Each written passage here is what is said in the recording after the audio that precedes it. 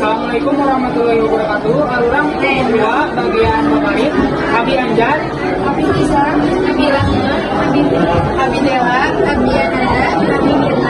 Abi Endi jeung Abi Revindra dua Alifa. Arurang bakal mempraktekkan tradisi Babarit.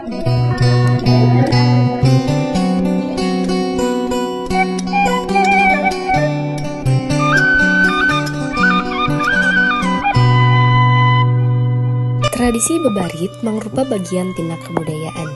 Kebudayaan di masyarakat biasana miboga ajen inajen anu tangtu dipercaya bisa dilaksanakan ku para panganut dina kahirupan sapopoena. Salah sahiji kebudayaan anu miboga ajen khususnya eta tradisi bebarit di Kecamatan Mangunjaya, Kabupaten Pangandaran. Upacara bebarit mangrupa tradisi anu masih dilestarikeun jeung dilaksanakeun ku masyarakat. Dina Kamus Umum Bahasa Sunda, tradisi teh adat istiadat, tali paranti, tata krama jeung geus diwariskeun secara turun-temurun. Tradisi eta masih keneh hirup nepi ka kiwari lantaran geus aya turunan anu ngalestarikeun tali paranti karuhuna. Kapungkur sesepuh sering nyarios ka turunanna supados henteu mipohokeun tradisi bahkan nganggo kecapa malih. Upami aranjeuna wani ninggalkeun tali paranti sareng biasana dipatalikeun sareng mitos. Mitos mangrupikeun ekspresi kepercayaan agama anu jero wangun carita. Biasana patali jeung pasualan-pasualan ritual jeung pandangan hiji jelema kana sifat-sifat anu disumbutkeun, boh agama, boh kadunyaan. Babarit atawa babaritan mangrupa acara ritual tahunan masyarakat Sunda. Anu kahiji, ieu acara tahunan dilaksanakeun dina poe jeung tempat anu sarua unggal tahun. Di wewengkon dayeuh luhur Cilacap, babarit dilaksanakeun dina isuk-isuk Jumaah Kliwon dina bulan Maulid. Samentara eta tempat diayakeun di keramat atawa petilasan atawa kuburan karuhun.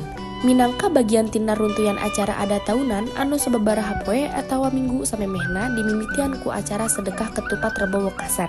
Ieu acara teh mangrupa wujud rasa syukur kana karaharjaan desa alatan kadaharan jeung inuman anu cukup. Anu kadua, sareng nyuhunkeun dijauhkeun tina sagala rupi musibah sapertos lini, wabah panyakit, banjir sareng angin topan. Biasana prosesi babarit dilaksanakeun saban poe Jumaah isuk-isuk Kliwon asup kana bulan Bulu. Baheula tradisi babarit dilaksanakeun di sawah atawa kuburan karuhun. Runtuyan acara tradisional tahunan dilaksanakeun sababaraha dinten atanapi minggu satu acana dimimitian ku sedekah 3 dinten satu acana. Asal usul babarit. Tina jihad sastra, tradisi bebarit dimimitian ku kajadian di luar akal. Nalika masyarakat Katarajang Halodo, sareng wabah penyakit tepa anu dipercaya disebabkeun ku roh-roh jahat. Roh-roh jahat disangkan nempatan wewengkon anu ngabalurkeun rupa-rupa penyakit atawa wabah dina waktu eta. Kukituna, dina waktu eta jelema ngadoa atawa muji syukur kanu Maha Kawasa.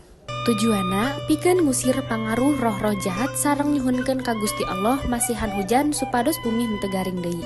Dina kamarkaanana diayakeun tradisi babarit pikeun ngahaturkeun nuhun kana hasil panen masyarakat sarta mieling tahun baru Islam. Tradisi ieu pinuh ku harti anu dikandung dina rupa-rupa kadaharan anu disajikeun dina eta ritual. Babarit oge ngandung 3 fungsi, nyaeta fungsi keagamaan, fungsi sosial jeung fungsi kabudayaan. Anu pandiri nyaeta filosofi babarit. Tradisi anu pinuh ku harti filosofi ieu mangrupa perwujudan rasa syukur, ngajaga alam, ngabagi kaendahan jeung ngarojong karuhun. Hareupanana tradisi babarit ieu teh bakalan leuwih dikenal ku barudak ngora supaya tradisi ieu teu nepi ka punah jeung bakalan aya terus.